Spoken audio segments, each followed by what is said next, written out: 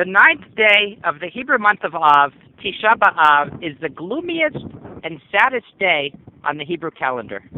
It's the day when the Jewish people commemorate all of the calamities that have befallen our people, from the destruction of the first temple some 2,600 years ago and the exile of the Jewish people to Babylonia and their subsequent return to Israel 70 years later.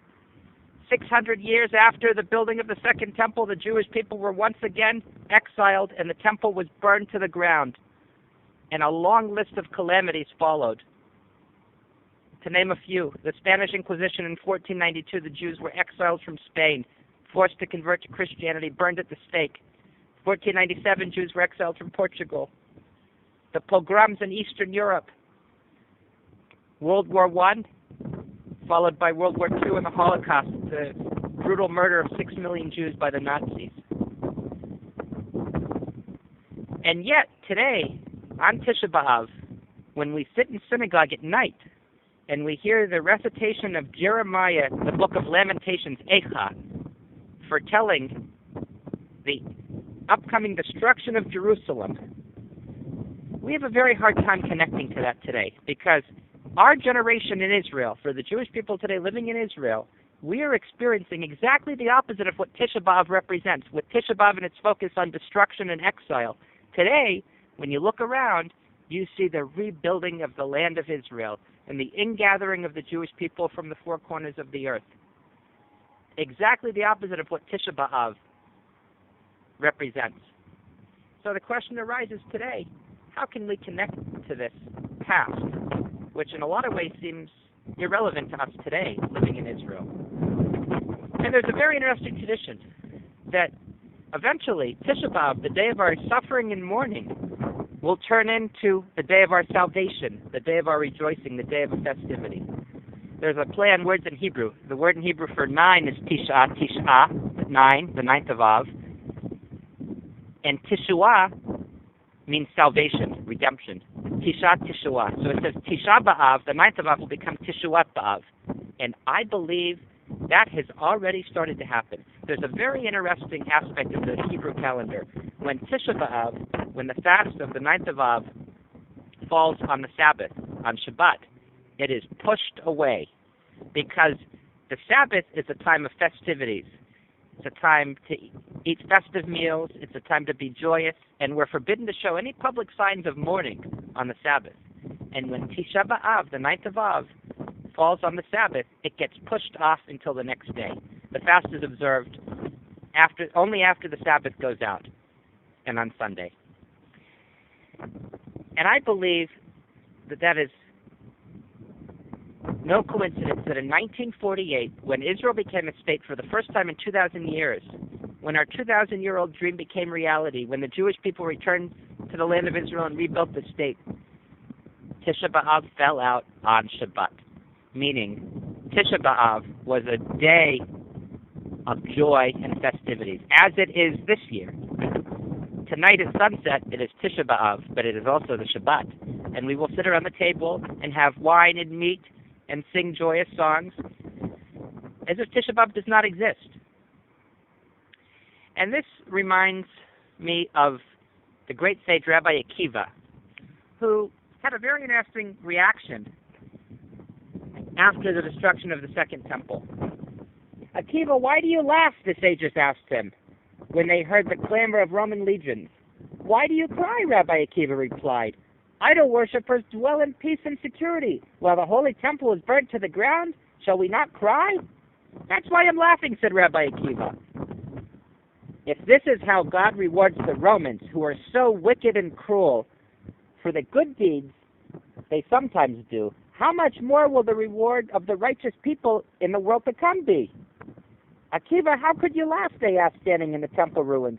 Why do you cry? He replied. The Holy of Holies, about which it is written, any unauthorized person who enters shall die, and now foxes play there. Shall we not cry? That's why I'm laughing, said Rabbi Akiva.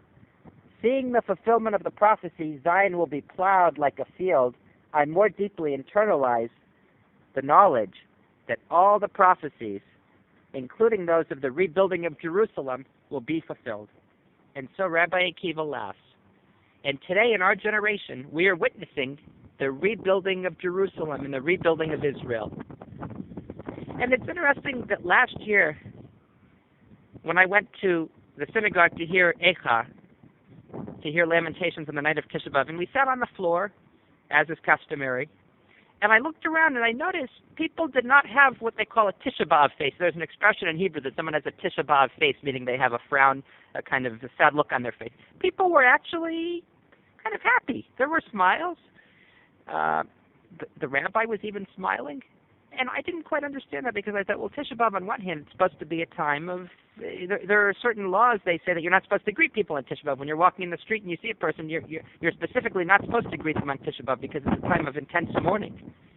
And I think the answer is exactly what I read about Rabbi Akiva. We are living in a generation when we see the fulfillment of the prophecies, the rebuilding of Jerusalem, the rebuilding of Israel, the ingathering of the exiles, amazing things we're seeing happen in our generation.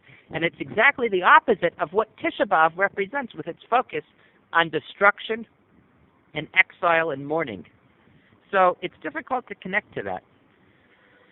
And I don't think it's a bad thing. I think it's wonderful that when we read the description of Jerusalem, it's not the Jerusalem we know. It's very far from the Jerusalem that Mark Twain described in the mid-1800s when he came to Israel, and he wrote of Jerusalem as of a place that was desolate. And then once again in the afternoon on Tisha B'av, as the fast comes to an end, we recite the following prayer in the afternoon service, which also is very hard to connect to for Jews living today in Israel.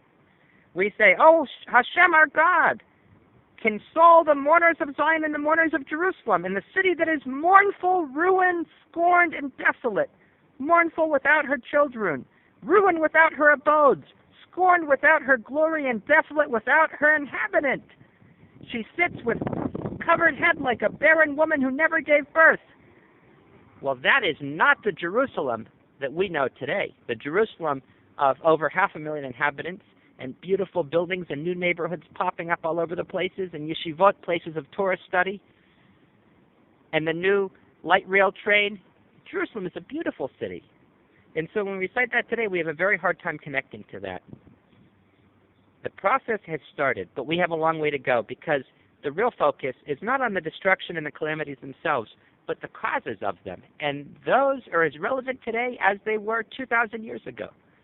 And maybe even more so, because 2,000 years ago we were focused for the past 2,000 years we were focused on the physical destruction and the mourning. Well, today, thank God, we're back home, we're back in Israel. There's not a Jew in the world who can't get on an airplane and come to Israel. Maybe that's what needs to be said after Tisha B'av ends outside of Israel. One way, $700. That's what it amounts to. You just mourned for the past 25 hours and fasted for the destruction of Jerusalem. You want to be part of the rebuilding of Israel and the rebuilding of Jerusalem, pay $700 and get a one-way ticket and you're here. But it's a lot more complicated than that, because the reasons for the destruction of Jerusalem, according to the Jewish tradition, have to do with a lack of social justice, a lack of tzedek and mishpat. How are the widows treated? How are the weak people in our society treated? What do we do with the poor? What about corruption? What about violence that Israeli society has been facing? There are a lot of problems, and Tisha B'av should give us the strength to contemplate these problems. And soon and speedily in our day, the full redemption may be fulfilled with the rebuilding of the third temple. Everyone, may you have a meaningful fast. And most importantly, come and visit us in the land of Israel and be part of the rebuilding of Jerusalem.